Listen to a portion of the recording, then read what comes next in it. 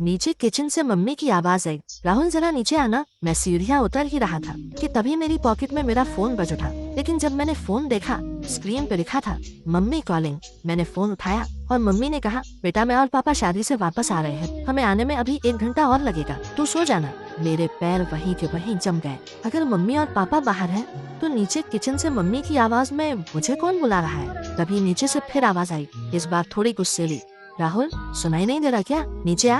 मेरा दिमाग चिल्लाने लगा। मैं समझ गया नीचे जो भी है वो इंसान नहीं है, वो सिर्फ मेरी पहचान की आवाज यूज करके मुझे नीचे बुलाना चाहता है।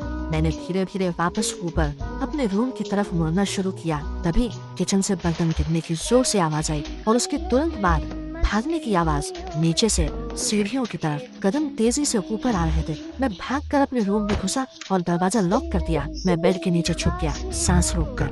बाहर कॉरिडोर में कदम आके रुक गए। 2 मिनट तक पूरा सन्नाटा रहा। फिर मेरे रूम के दरवाजे पर धीरे से नॉक हुआ और मम्मी की एकदम मीठी आवाज आई, राहुल बेटा दरवाजा खोल। मैं आ गई। पूरे घर में मौत जैसा सन्नाटा छा गया।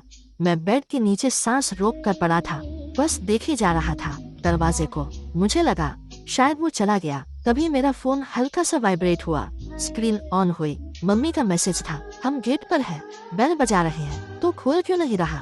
मेरी जान में जान आ गई। मम्मी पापा असल में आ गए थे, मतलब मैं सेफ हूँ। मैं बेड के नीचे से बाहर निकलने ही वाला था, तभी दरवाजे के उस पार फिर से आवाज आई। इस बार मम्मी की आवाज में नहीं, इस बार मेरी आवाज में, बिल्कुल मेरी तरह। ओह मम्मी आ गई, रुको मैं गेट खोलता हूँ। मेरा दिमाग सुन्न पड़ गया। वो चीज अब मैं बन चुकी थी। और तब सीढ़ियों से भागते हुए कदमों की आवाज आई। वो नीचे की तरफ गेट की तरफ भाग रहा था। मेरे पेरेंट्स के लिए गेट खोल ले। मैं चीखना चाहता था, मम्मी मत आना, पर गला जैसे बंद हो गया था, आवाज निकली ही नहीं। मैं लड़खड़ाते हुए रूम से बाहर निकला और रेलिंग तक भागा। नीचे अंधेरा था और तब गेट खुलने की आवाज आई। मम्मी की आवाज सुनाई दी, अरे राहुल तू अंधेरे में क्यों खड़ा है? और उसी अंधेरे के अंदर से मेरी ही आवाज आई, अंदर आओ ना, मैं दिखाता हूँ। जोर से गेट बंद होने की आवाज आई और सब कुछ अंधेरे में डूब गया।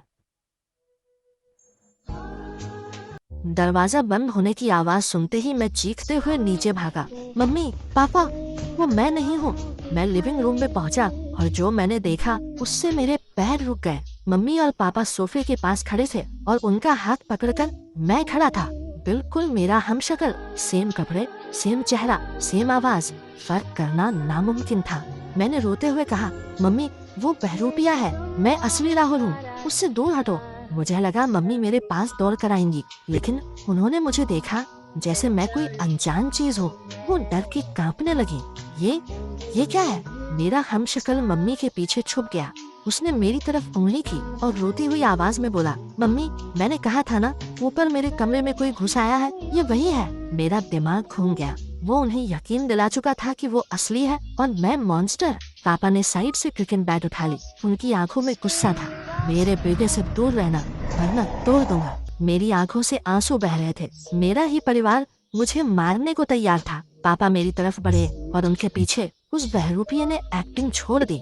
उसने मुझे देखा, धीरे से मुस्कुराया, आंख मारी और बिना होठ हिलाए उसकी आवाज मेरे दिमाग में गूंजी, अब ये घर मेरा है। मैंने पीछे मुड़कर मेन डोर खोला और अपने ही घर से भाग गया।